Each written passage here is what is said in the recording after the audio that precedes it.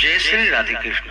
आप सभी का आपके अपने YouTube चैनल। आइए आज आप सब जानेंगे वर्ष 2024 श्रावण मास शुक्ल पक्ष पुत्रदा एकादशी व्रत के शुभ मुहूर्त प्रारंभ समय के बारे में, और फिर सुनेंगे पुत्रदा एकादशी व्रत की कथा। आप सभी भक्तों को पुत्रदा एकादशी व्रत की ढेर सारी शुभकामनाएं। आप सभी के जीवन में लक्ष्मी नारायण की कृपा से आप सभी को सभी प्रकार के सुख और समृद्धि की प्राप्ति हो। पुत्रदा एकादशी का व्रत वर्ष में 2 बार मनाया जाता है, एक पौष मास शुक्ल पक्ष के दिन और दूसरा श्रावण मास शुक्ल पक्ष के दिन पुत्रदा एकादशी का व्रत धारण किया जाता है। यह व्रत सभी प्रकार के पापों को नष्ट करने वाली है। पद्म पुराण के अनुसार सांसारिक सुखों की प्राप्ति और पुत्र इच्छुक भक्तों के लिए पुत्रदा एकादशी व्रत को पुण्य फलदायी माना गया है। संतानहीन या पुत्रहीन जातकों के लिए यह व्रत को बेहद अहम माना जाता है। इस दिन विशेष प्रकार से भगवान विष्णु, माता लक्ष्मी का और चातुर्य मास के दौरान यह व्रत आता है, तो इस दौरान भगवान शिव जी का पूजन करना चाहिए। और श्रावण के महीने में भगवान शिव जी के भी पूजन का विशेष महत्व माना गया है, तो भगवान शिव जी का पूजन करना चाहिए। यह व्रत त्रिदेवों के निमित्त माना गया है। ब्रह्मा, विष्णु और महेश, इस व्रत में तीनों की ही पूजा अर्चना की जाती है। जो भी भक्त सच्ची श्रद्धा के साथ, नियम और निष्ठा के साथ पुत्रदा एकादशी का व्रत धारण करते हैं, तो इस व्रत के प्रभाव से व्यक्ति के सभी प्रकार के पापों का नाश होता है, तथा जब व्यक्ति के पाप और ताप नष्ट होते हैं तभी उनके पुण्य उदित हो पाते हैं। उसके बाद ही सांसारिक सुखों की प्राप्ति हो पाती है। तो यह व्रत घोर से घोर पापों को नष्ट करने वाली है, तथा भगवान विष्णु की कृपा से संतान इच्छुक भक्तों को संतान लाभ की प्राप्ति होती है। श्रावण मास शुक्ल पक्ष की एकादशी को इसे पुत्रदा एकादशी और पवित्रा एकादशी के नाम से भी जाना जाता है। पुत्रदा एकादशी के व्रत में इस दिन भगवान का, जो कि गंध पुष्प धूप दीप आदि से पूजन करके विशेष प्रकार से गुड़ और साबुत धनिये से भगवान की पूजा अवश्य ही करनी चाहिए और गुड़ का प्रसाद भी ग्रहण करना चाहिए। श्रावण मास शुक्ल पक्ष की एकादशी तिथि प्रारंभ समय, जो कि 15 अगस्त 2024 दिन गुरुवार सुबह 10:29 और एकादशी तिथि की जो समाप्ति है वह 16 अगस्त 2024 दिन शुक्रवार सुबह 9:40 पे एकादशी तिथि की समाप्ति है। तो शुद्ध रूप से सूर्योदय व्यापनी के अनुसार 16 अगस्त को सभी भक्तजन व्रत को धारण करेंगे और व्रत का पारण, जो कि हरिवासर समाप्त होने के बाद करना चाहिए। हरिवासर का समय द्वादशी तिथि का पहला चौथाई हिस्सा हरिवासर का होता है, तो उसे छोड़ करके व्रत का पारण करना चाहिए। द्वादशी तिथि की जो समाप्ति है वह 17 अगस्त 2024 दिन शनिवार को सुबह 8:07 पे द्वादशी तिथि की समाप्ति है। तो सभी भक्तजन व्रत का पारण 17 अगस्त को करेंगे, शनिवार के दिन।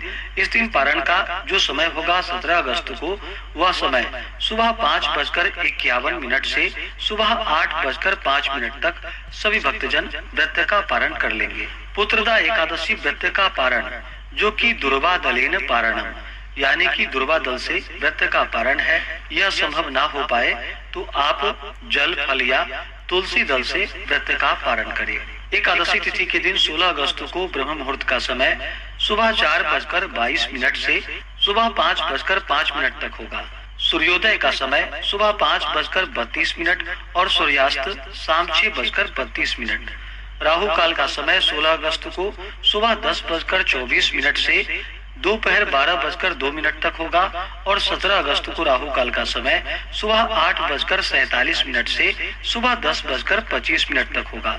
राहु काल समय के दौरान कोई भी शुभ कार्य या नया कार्य नहीं करना चाहिए, इस बात का ध्यान रखें। तो आइए सुनते हैं पुत्रदा एकादशी व्रत की कथा। अगर आप एकादशी व्रत के उपलक्ष्य में ब्राह्मण दक्षिणा, अन्नदान, वस्त्रदान आदि के लिए देना चाहते हो, तो आप अपने श्रद्धा और सामर्थ्य के अनुसार हमें डिस्क्रिप्शन में जाकर के वहां से गूगल पे, फोन पे या अकाउंट नंबर के माध्यम से आप अपने श्रद्धा और सामर्थ्य के अनुसार हमें ब्राह्मण दक्षिणा प्रदान कर सकते हैं। तो आइए सुनते हैं पुत्रदा एकादशी व्रत की कथा। तो बोलिए प्रेम से भगवान विष्णु की जय, माता लक्ष्मी की, कृष्ण की जय, एकादशी माता की जय, सर्व देवी देवता की जय। बहुत समय पहले की बात है।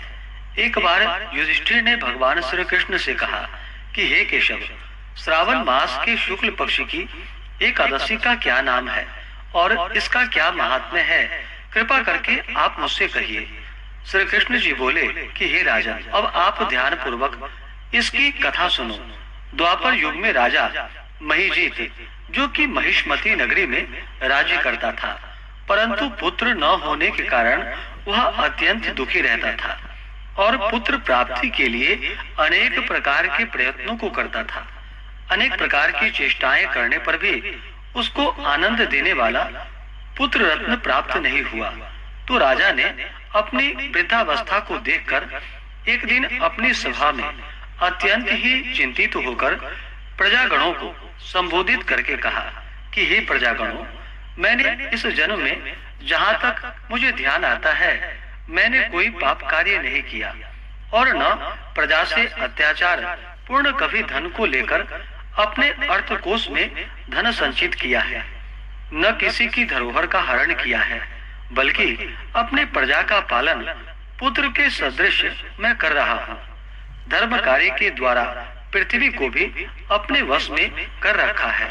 अत्यंत दुष्ट कार्य करने वालों को दंडित किया है और शिष्ट शत्रुओं के साथ भी मैंने उत्तम से उत्तम व्यवहार किया है, परंतु न मालूम किस अज्ञात कारण के विषय से मुझे पुत्र रत्न की प्राप्ति नहीं हुई।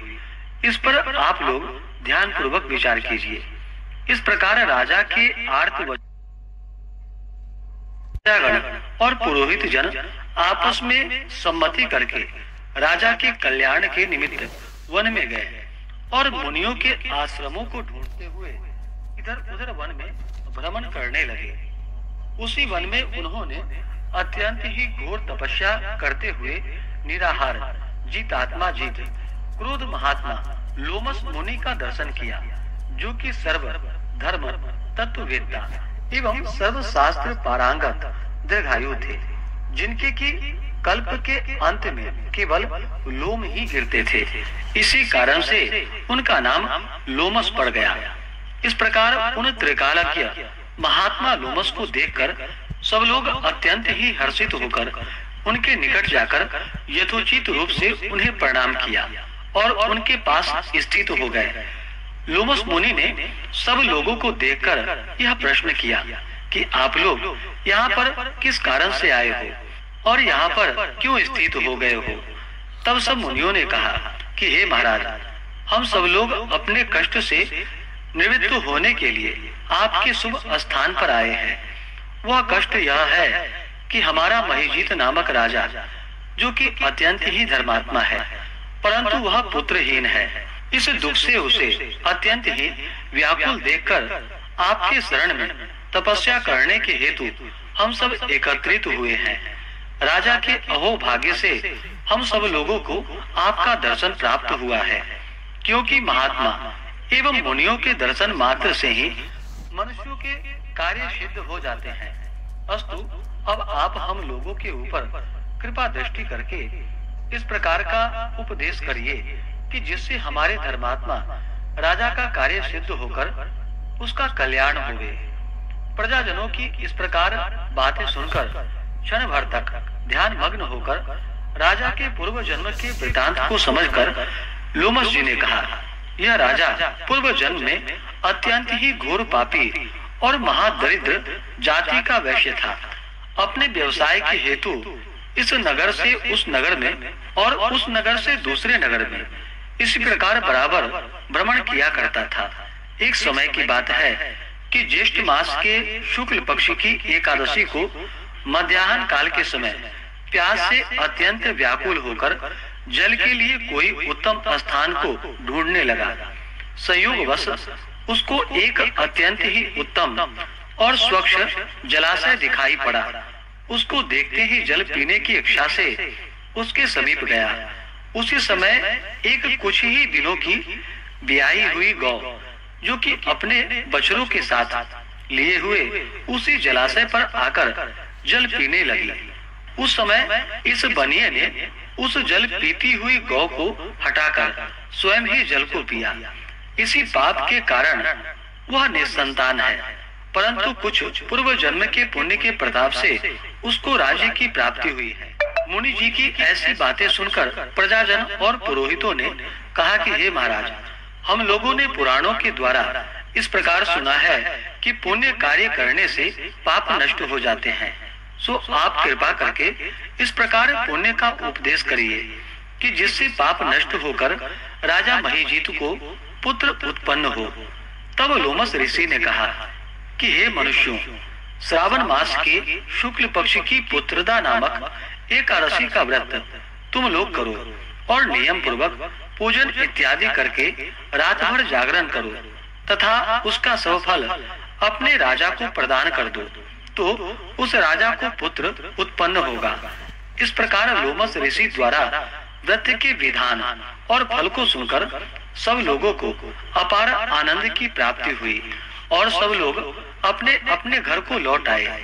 श्रावण मास जब आया तब सब लोगों ने लोमस ऋषि के आज्ञा अनुसार राजा सहित भक्ति और विधान पूर्वक एकादशी का व्रत किया और दूसरे दिन अपना अपना फल उन सब लोगों ने राजा को प्रदान कर दिया। उस फल के प्रभाव से राजा की रानी ने गर्भ धारण कर समय आने पर पुत्र रत्न को प्राप्त किया। इस प्रकार की यह फलदायी पुत्रदा एकादशी है। इसलिए इस लोक और उस लोक में आनंद प्राप्त करने वाले को इस पुत्रदा एकादशी व्रत को अवश्य ही करनी चाहिए। इस एकादशी का महात्म्य पढ़ने और सुनने से घोर पाप से मुक्ति होती है।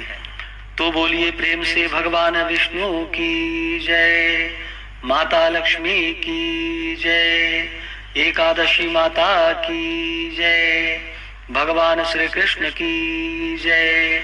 इसी प्रकार से जो भी भक्त सच्ची श्रद्धा के साथ नियम और निष्ठा के साथ पुत्रदा एकादशी का व्रत धारण करते हैं, व्रत में नियमों का पालन करते हैं, कथा श्रवण करते हैं, भगवान की पूजा करते हैं, इससे भगवान विष्णु अपने भक्तों पर प्रसन्न होकर के अपने भक्तों के पापों को नष्ट कर देते हैं तथा मनोवांछित फल को प्रदान करते हैं।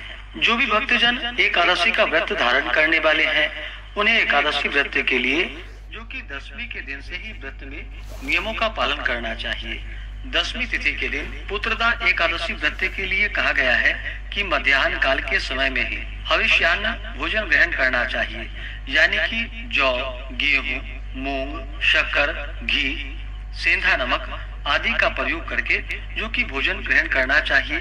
काली मिर्च का प्रयोग करना चाहिए। मध्याह्न काल में भोजन ना हो पाए तो सूर्यास्त होने से पहले ही 10वीं तिथि के दिन भोजन ग्रहण कर लेनी चाहिए। इसके बाद अपने दांतों को अच्छे प्रकार से साफ कर लेनी चाहिए। 10वीं की रात्रि ब्रह्मचर्य का पालन करते हुए भगवान विष्णु के नामों का और एकादशी व्रत का स्मरण करते हुए सोना चाहिए। एकादशी तिथि के दिन सुबह ब्रह्म मुहूर्त में उठ करके नित्य क्रियाओं से निवृत्त होकर के गंगा नदी में या घर के नहाने के पानी में ही थोड़ा सा गंगा जल मिला करके स्नान करना चाहिए। शुद्ध वस्त्र धारण करके व्रती को व्रत का संकल्प लेना चाहिए। भगवान से अपने व्रत की पूर्णता के लिए प्रार्थना करनी चाहिए कि हे भगवान विष्णु, आज मैं पुत्रदा एकादशी का व्रत धारण करने जा रहा हूँ या करने जा रही हूँ। इस प्रकार से भगवान से प्रार्थना करें कि मेरे सभी प्रकार के पाप और ताप नष्ट हो जाएं, हमें पुण्य फलों की प्राप्ति हो। यह व्रत मेरा आप हमें आशीर्वाद प्रदान करें। इस प्रकार से भगवान से प्रार्थना करें। आपके मन में जो भी इच्छा हो, जो भी कामना हो, वह भगवान विष्णु से कहें। एकादशी तिथि के दिन दिन रात्रि उपवास रहते हुए व्रत को धारण करें।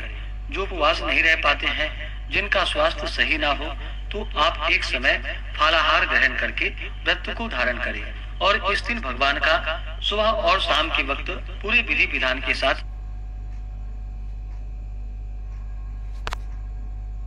श्रवण करनी चाहिए। इस दौरान ओम नमो भगवते वासुदेवाय या श्री कृष्ण गोविंद हरे मुरारी आदि नामों का अवश्य ही जप करना चाहिए। तामसिक वस्तुओं का प्रयोग बिल्कुल भी नहीं करना चाहिए। शुद्ध और सात्विकता का पालन करते हुए मन लगाना चाहिए। एकादशी की रात्रि जहां तक हो सके जागरण करते हुए समय को व्यतीत करना चाहिए। द्वादशी तिथि के दिन सुबह उठ करके स्नान करके शुद्ध वस्त्र धारण करके भगवान का पूजन और आरती कर लेनी चाहिए।